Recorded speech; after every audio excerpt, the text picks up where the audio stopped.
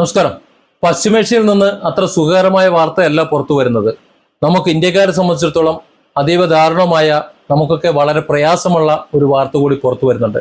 കഴിഞ്ഞ ദിവസം ഇന്ത്യൻ നാവികർ മാത്രമുള്ള ഒരു കപ്പലിന് നേരെ അമേരിക്ക മിസൈൽ ആക്രമണം നടത്തുകയും അത് ആ കപ്പലിന് തീപിടിക്കുകയും ചെയ്ത വാർത്ത നമ്മൾ ചെയ്തിരുന്നു. ആ ഇന്ത്യൻ നാവികർ രക്ഷയ്ക്കായി സന്ദേശം അയക്കുന്നതും നമ്മൾ കേട്ടിരുന്നു. അവരെ രക്ഷപ്പെടുത്തി എന്നാണ് പിന്നീട് അറിഞ്ഞത്. പക്ഷെ ഇന്ന് നമ്മൾ അറിയുന്ന വാർത്ത, അതിൽ 3 പേരെ രക്ഷപ്പെടുത്താൻ കഴിഞ്ഞിട്ടില്ല എന്നും അവർ ആക്രമണം ഉണ്ടായ സമയത്ത് തന്നെ അവരെ കാണാതായി എന്നും അവർ മരിച്ചതായി കണക്ക് കൂട്ടുന്നു എന്നുമാണ്. ഒരുപക്ഷെ അവർ ആ തീയിൽ അലിഞ്ഞു പോയിട്ടുണ്ടാകാം, അതല്ലെങ്കിൽ കടലിലേക്ക് തെറിച്ചു വീണ് മരണപ്പെട്ടിട്ടുണ്ടാകാം. ഏതായാലും നമ്മുടെ സഹോദരങ്ങളെ 3 പേരെ അമേരിക്കൻ മിസൈൽ കൊണ്ടുപോയി എന്ന് പറയാതിരിക്കാൻ വയ്യ. അമേരിക്കയും ഇറാനും തമ്മിലുള്ള ഈ സൈനിക സംഘർഷം അതീവ ഗുരുതരമായ ഒരു അവസ്ഥയിലേക്കാണ് നീങ്ങിക്കൊണ്ടിരിക്കുന്നത്. ഇരു രാജ്യങ്ങളും തമ്മിൽ വലിയ അടിക്കടി തിരിച്ചടി എന്ന നിലയിൽ ഇങ്ങനെ മുന്നോട്ട് പോകുന്നത് ലോകരാജ്യങ്ങൾക്ക് മുഴുവൻ വലിയ ആശങ്കയ്ക്ക് കാരണമായിട്ടുണ്ട്. അന്താരാഷ്ട്ര മാധ്യമങ്ങൾ പുറത്തുവിടുന്നത് പരിശോധിച്ചു കഴിഞ്ഞാൽ കഴിഞ്ഞ തുടർച്ചയായിട്ടുള്ള ദിവസങ്ങളിൽ അമേരിക്ക ഇറാന് നേരെ അതിശക്തമായ ആക്രമണങ്ങളാണ് നടത്തി വരുന്നത്. ഇറാന്റെ തെക്കൻ തീരദേശ മേഖലകളിലും അതുപോലെ തന്ത്രപ്രധാനമായിട്ടുള്ള ഹോർമൂസ് കടലിടുക്കിനോട് ചേർന്നിട്ടുള്ള പ്രദേശങ്ങളിലുമാണ് അമേരിക്ക പ്രധാനമായിട്ടും ആക്രമണം നടത്തിക്കൊണ്ടിരിക്കുന്നത്. ഇറാന്റെ പ്രധാന തുറമുഖ നഗരമായിട്ടുള്ള ബന്ദർ അബ്ബാസ് ഉൾപ്പെടെയുള്ള പ്രദേശങ്ങളിലെ പെട്രോകെമിക്കൽ സ്ഥാപനങ്ങൾ, അവയുടെ സ്റ്റോറേജ് യൂണിറ്റുകൾ, എണ്ണ ശുദ്ധീകരണശാലകൾ, മറ്റ് സംവിധാനങ്ങൾക്കൊക്കെ നേരെ വലിയ ആക്രമണങ്ങളാണ് അമേരിക്ക നടത്തിക്കൊണ്ടിരിക്കുന്നത്.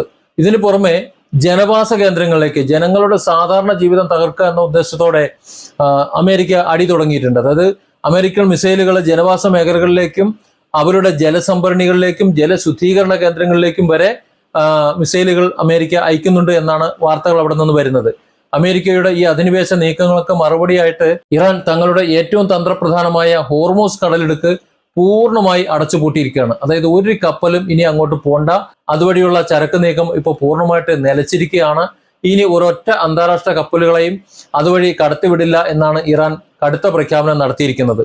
ഈ നിർദ്ദേശം ലംഘിച്ച് ഏതെങ്കിലും കപ്പലുകൾ സഞ്ചരിച്ചാൽ അത് ശത്രുരാജ്യത്തെ സഹായിക്കുന്നതായി കണക്കാക്കി ആക്രമിക്കുമെന്നും ഇറാൻ മുന്നറിയിപ്പ് നൽകിയിട്ടുണ്ട്. ഇതിനിടയിലാണ് ഇന്ത്യയെ നേരിട്ട് ബാധിച്ചിട്ടുള്ള ദാരുണമായ ആ സംഭവം നടക്കുന്നത്. ഒമാൻ തീരത്തുകൂടി സഞ്ചരിക്കുകയായിരുന്ന സെറ്റമല്ലോ എന്ന എണ്ണക്കപ്പലിന് നേരെ അമേരിക്കൻ സേന മിസൈൽ ആക്രമണം നടത്തുകയായിരുന്നു. ഈ കപ്പലില് ആകെ 24 ഇന്ത്യൻ നാവികരായിരുന്നു ഉണ്ടായിരുന്നത്. ഈ 24 പേരെയും ഇന്നലെ രക്ഷപ്പെടുത്തി എന്നുള്ള വാർത്തയാണ് ആദ്യഘട്ടത്തിൽ പുറത്തു വന്നിരുന്നത്. പക്ഷേ 21 പേരെ മാത്രമേ സുരക്ഷിതമായി രക്ഷപ്പെടുത്താൻ സാധിച്ചുള്ളൂ. മറ്റു 3 പേരെ ആക്രമണത്തിന് പിന്നാലെ കാണാതായി. ആ 3 നാവികരും മരണപ്പെട്ടതായി ഔദ്യോഗികമായിട്ട് സ്ഥിരീകരിച്ചിരിക്കുകയാണ്.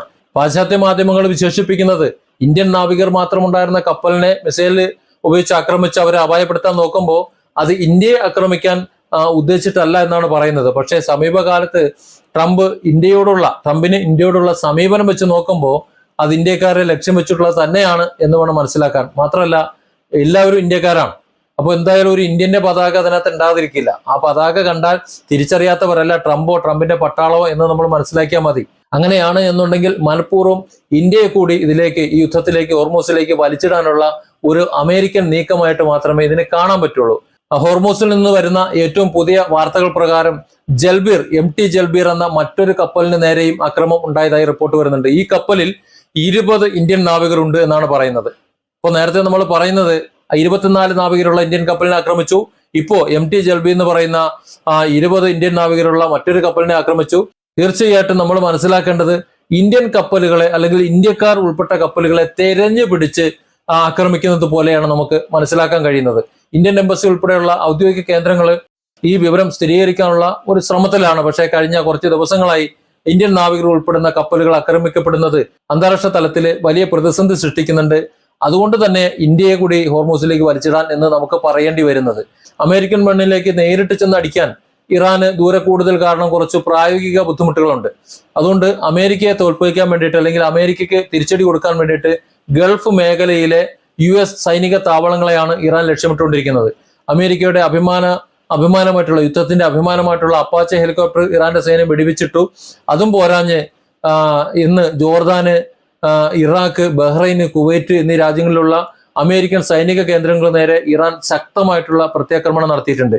സുരക്ഷ മുൻനിർത്തിയിട്ട് കുവൈറ്റില് വ്യോമഗതാഗതം തടസ്സപ്പെടുത്തിയിരുന്നു. വ്യോമഗതാഗതം നിരോധിച്ചിരിക്കുകയാണ് എന്നുള്ള വാർത്ത പുറത്തു വരുന്നുണ്ട്. ഇറാന്റെ ആക്രമണം വരും മണിക്കൂറുകളിൽ മറ്റ് ഗൾഫ് രാജ്യങ്ങളുടെ ഊർജ്ജ കേന്ദ്രങ്ങളിലേക്ക് കൂടി പടരാൻ സാധ്യത ഉണ്ട് എന്നാണ് അവിടെ നിന്നുള്ള വാർത്തകൾ വരുന്നത്. ഹോർമൂസ് കടലിടുക്ക് അടച്ചതും കപ്പലുകൾക്ക് നേരെയുള്ള ആക്രമണങ്ങളും അന്താരാഷ്ട്ര വിപണിയിൽ വലിയ സാമ്പത്തിക ആഘാതം ഉണ്ടാക്കുന്നുണ്ട്. കാരണം എണ്ണയില്ല, പാചകവാതകമില്ല. അന്താരാഷ്ട്ര വിപണിയിൽ ബാരലിന് $83 ആയിരുന്ന ക്രൂഡ് ഓയിൽ വില ഒരൊറ്റയടിക്ക് $95 മുകളിലേക്ക് കുതിച്ചുയർന്ന് കഴിഞ്ഞു. ഇന്ന് ഇന്ത്യയിൽ ഇതിനോടകം തന്നെ പാചകവാതക സിലിണ്ടറുകൾ, ഗാർഹിക വ്യവസായ സിലിണ്ടറുകൾ, നമുക്കറിയാം വില, പെട്രോൾ വില, ഡീസൽ വില, CNG ഇതിന്റെ വിലയൊക്കെ എണ്ണ കമ്പനികൾ വർദ്ധിപ്പിച്ചിട്ടുണ്ട്. ഇപ്പോഴത്തെ യുദ്ധ സാഹചര്യം വരും ദിവസങ്ങളിൽ ഇന്ത്യ ഉൾപ്പെടെയുള്ള രാജ്യങ്ങളിൽ കടുത്ത വിലക്കയറ്റത്തിനും ജനജീവിതം അതീവ ദുസ്സഹമാക്കുന്നതിന് കാരണമാകും എന്ന കാര്യത്തിൽ യാതൊരു സംശയവുമില്ല. ഒരു വശത്ത് Qatar, Saudi Arabia, Kuwait, Pakistan തുടങ്ങിയ മധ്യസ്ഥ രാഷ്ട്രങ്ങൾ ഇരു രാജ്യങ്ങളെ സമവായത്തിൽ എത്തിക്കാനും താൽക്കാലികമായി ഒരു 60 ദിവസത്തെ വെടിനിർത്തൽ പ്രഖ്യാപിക്കാനും ഒക്കെ ചർച്ചകൾ നടത്തിക്കൊണ്ടിരിക്കുകയായിരുന്നു. ഇതിനോടകം ഖത്തറിന്റെ നയതന്ത്ര സംഘം ഇതിനുവേണ്ടി ടെഹ്റാനിൽ ചർച്ചകൾ നടത്തി മടങ്ങുകയും ചെയ്തിരുന്നു. എന്നാൽ ഈ ചർച്ചകൾക്കിടയിലാണ് അപ്രതീക്ഷിതമായി ഇസ്രായേൽ ലെബനന് നേരെ ആക്രമണം നടത്തിയതും ഇതോടെ ഇറാൻ ഇസ്രായേലിൽ കയറി അടിക്കുന്നതും അമേരിക്ക യുദ്ധത്തിലേക്ക് നേരിട്ട് ഇറങ്ങുകയും ചെയ്തത്. ഇവിടെ നമ്മൾ ഒരു കാര്യം കൂടെ ചിന്തിക്കേണ്ടി വരുന്നത്, പശ്ചിമേഷ്യ ഒരിക്കലും സമാധാനത്തിലേക്ക് മടങ്ങി വരരുത്. ആരെങ്കിലും സമാധാന അന്തരീക്ഷം ഉണ്ടാക്കി കഴിഞ്ഞാൽ അതിനെ തകർക്കണം. ഇസ്രായേലിന് അവരുദ്ദേശിക്കുന്ന വിശാല രാജ്യം ഉണ്ടാക്കിയെടുക്കാനും അമേരിക്കൻ ട്രംപിനെ സംബന്ധിച്ചിടത്തോളം പശ്ചിമേഷ്യയിൽ അവർ കണ്ടിട്ടുള്ള പശ്ചിമേഷ്യൻ രാജ്യങ്ങളുടെ സമ്പത്ത് കൊള്ളയടിക്കാനും, ഇത് രണ്ടും പൂർത്തിയാകുന്നത് വരെ പശ്ചിമേഷ്യ ശാന്തമാകരുത്, യുദ്ധം ഉണ്ടായിക്കൊണ്ടിരിക്കണമെന്ന് അമേരിക്കയ്ക്ക് നിർബന്ധമുള്ളത് പോലെയാണ്, അല്ലെങ്കിൽ ഇസ്രായേലിന് യുദ്ധമുള്ളത് പോലെയാണ്. അമേരിക്ക യുദ്ധത്തിന് നേരിട്ട് തന്നെ ഇറങ്ങുന്നതും അതുകൊണ്ട് തന്നെയാണ്. ഇതിനിടയിൽ ട്രംപ് വീണ്ടും അടുത്തൊരു നുണ പറഞ്ഞിട്ടുണ്ട്. ട്രംപ് പറയുന്നതൊന്നും വിശ്വസിക്കാൻ പറ്റാത്തൊരു സാഹചര്യമാണ്. ഇപ്പോൾ കഴിഞ്ഞ ദിവസം പറയുന്നത് കേട്ടു, എല്ലാ ദിവസവും വൈകുന്നേരം ട്രംപ് ഇറാനിൽ നിന്ന് എണ്ണ എടുത്തുകൊണ്ട് പോകും അത്രേ, അതേപോലെ യുറേനിയം കൊടുക്കാന്ന് പറഞ്ഞത്രേ, അങ്ങ് അമേരിക്കയിൽ കൊണ്ടുവന്ന് കൊടുക്കാന്ന് പറഞ്ഞു എന്നൊക്കെയാണ് പറയുന്നത്. എന്തൊക്കെയാണ് തള്ളിവിടുന്നതെന്ന് അറിയാൻ വയ്യ. ഏതായാലും ഇപ്പൊ അവസാനത്തെ തള്ളു എന്ന് പറയുന്നത് ഇറാന്റെ ഭാഗത്ത് നിന്ന് അഭ്യർത്ഥന വന്നത്രേ, യുദ്ധം നിർത്താൻ വേണ്ടിയിട്ട് ഇറാന്റെ ഭാഗത്ത് നിന്ന് ഒരു അഭ്യർത്ഥന വന്നു എന്നാണ്. പക്ഷെ ഇറാൻ പറയുന്നത് തങ്ങളൊരു വിട്ടുവീഴ്ചയ്ക്ക് തയ്യാറല്ല, ആരുമായിട്ടും ഒരു ഒത്തുതീർപ്പിനോ മറ്റു കാര്യങ്ങളോ ഞങ്ങൾ ശ്രമിച്ചിട്ടില്ല. ഇറാനെ തൊട്ട് കഴിഞ്ഞാൽ ഇറാനെ തൊട്ടതിന് തിരിച്ചടി കൊടുക്കാൻ ഞങ്ങൾക്കറിയാം, അതിന് ഏതറ്റം വരെ പോയാലും അത് കൊടുക്കും എന്ന് തന്നെയാണ് IRGC വ്യക്തമാക്കുന്നത്. നിലവിൽ റഷ്യ, ചൈന തുടങ്ങിയ ലോകശക്തികൾ അമേരിക്കയുടെ ഏകപക്ഷീയമായിട്ടുള്ള ഈ യുദ്ധ നീക്കങ്ങളെ ശക്തമായിട്ട് അപലപിച്ചിട്ടുണ്ട്. പക്ഷേ കടുത്ത ആശങ്കാജനകമായ സാഹചര്യത്തിലൂടെ തന്നെയാണ് പശ്ചിമേഷ്യ ഇപ്പോൾ കടന്നു പോകുന്നത്. നമ്മൾ ഒരു കാര്യം കൂടെ ചേർത്ത് വായിക്കണം. ഹോർമൂസിലെ ആകട്ടെ, പശ്ചിമേഷ്യയിലെ ഏതെങ്കിലും കടലിലൂടെ ആകട്ടെ കടന്നു പോകുന്ന ഏത് എണ്ണക്കപ്പലും അതിൽ ഇന്ത്യക്കാരുണ്ടെങ്കിൽ അവർ സുരക്ഷിതരല്ല, അമേരിക്ക ഇന്ത്യക്കാരെ ലക്ഷ്യം വെച്ചിരിക്കുന്നു എന്ന് ഉറപ്പിച്ചു പറയാൻ കഴിയുന്ന സംഭവങ്ങളാണ് എണ്ണ കപ്പലുകളെ ആക്രമിക്കുന്നതിലൂടെ, അതും ഇന്ത്യക്കാർ മാത്രമുള്ള എണ്ണക്കപ്പലുകളെ ആക്രമിക്കുന്നതിലൂടെ അമേരിക്ക ലക്ഷ്യം വെച്ചിരിക്കുന്നത് കൂടി നമുക്ക് കാണണം. മൈപ്രണ്ട് എന്ന് പറഞ്ഞ് താങ്ങി കയറി കൊടുക്കുന്നതിന് മുമ്പ് ഈ കാര്യം കൂടെ ഒന്ന് മനസ്സിൽ ഓർക്കുന്നത് നല്ലതാണ്. Different angles. Don't forget to subscribe and support this channel.